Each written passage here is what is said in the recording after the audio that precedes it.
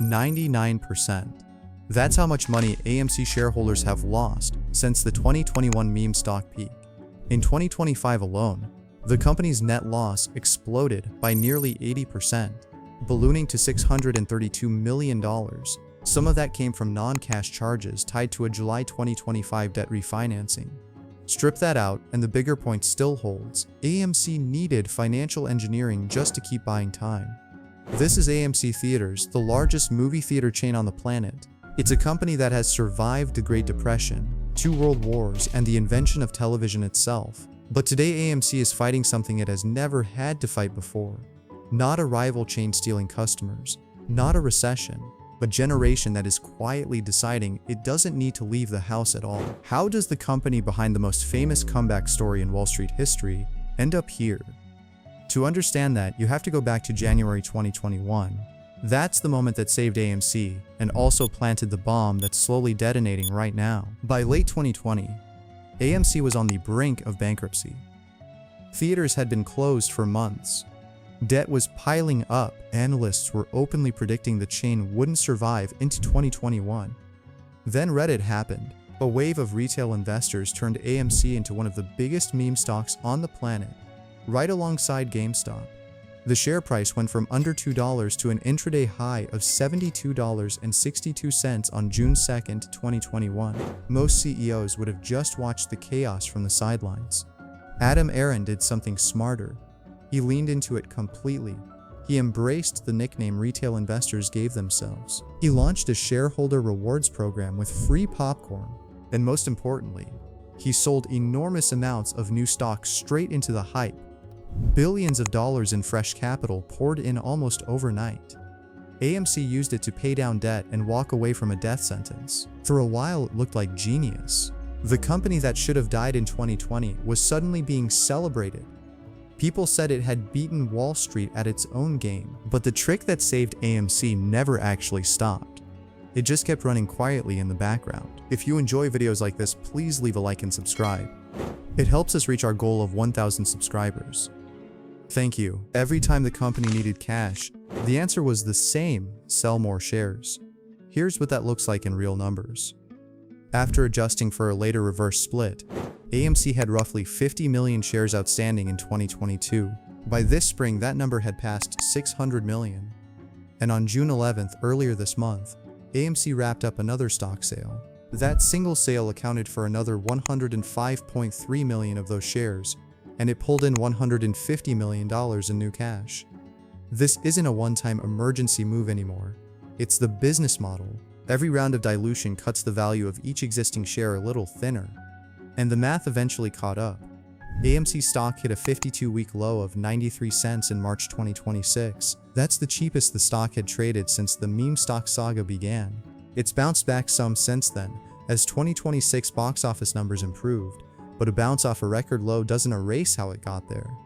The same retail army that once saved this company from bankruptcy has spent the last 5 years quietly being diluted into the ground. And there's no anchor shareholder sitting in the background to slow any of it down. And underneath the stock drama, the actual business never really got fixed. North American box office revenue peaked at $11.4 billion in 2019. By 2025, 6 years and 1 pandemic later, it had only recovered to around $8.87 billion. That's still more than 20% below where it stood before COVID. Streaming didn't just survive the pandemic, it used the pandemic to permanently shrink the theatrical window. Movies used to sit in theaters for 90 days exclusively. Now they move to streaming in a matter of weeks. In the fourth quarter of 2025 alone, AMC's attendance fell nearly 10%, dropping to 56.3 million tickets. And that's even with movies like Avatar, Fire and Ash, and Zootopia 2 playing in theaters. People are simply choosing the couch. So AMC did what struggling consumer brands always do when fewer people are walking through the door. It raised prices on the ones who still show up. By the fourth quarter, the average ticket price had climbed to $13, up from $12.45 a year earlier. For the full year, admissions revenue per patron rose to a record $12.09.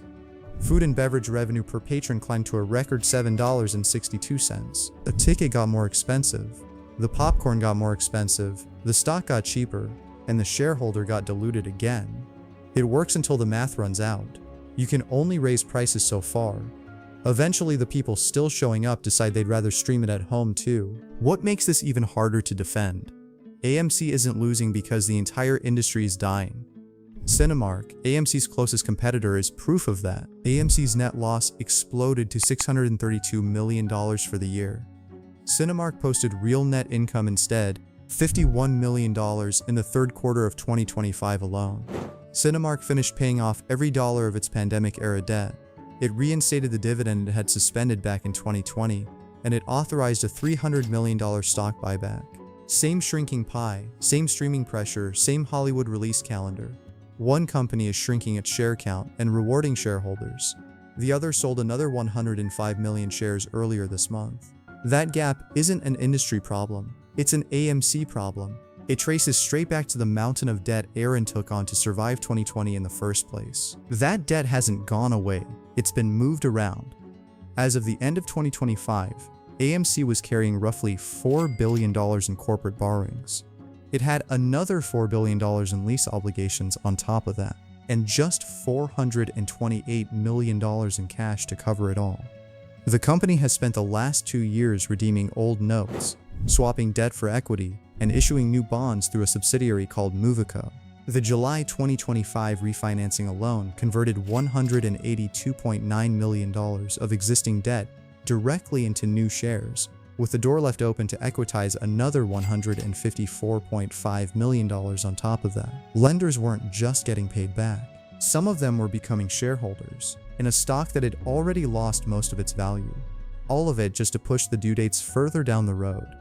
AMC has closed 213 theaters over the past 5 years. More underperforming locations are already on the chopping block. And through all of it, the man running the company has done just fine. Aron's total compensation hit $14.98 million in 2025. That's up nearly 32% from the year before. It works out to a pay ratio of 1,174 times what the median AMC employee made. Shareholders have voted against his pay package in non-binding votes multiple times since 2021. Through it all, Aron has kept blaming Hollywood for the slow recovery. His public line is simple: give the industry more great movies and the numbers fix themselves. It just doesn't explain the dilution, the debt, or his own pay raise. Every single time, it has changed nothing. The votes are symbolic and the board approves it anyway. So here's where AMC actually stands. A net loss that grew nearly 80% in a single year. A stock still down more than 99% from its peak, no matter how much it's bounced this year. A shareholder base that just got diluted again earlier this month. The company that pulled off the most celebrated turnaround in meme stock history has spent every year since quietly running the exact same play just to survive. And that play has a shelf life. You cannot dilute your way to a healthy business forever. Eventually, the shares run out of people willing to buy them. And AMC is rapidly finding out what happens on the other side of that math.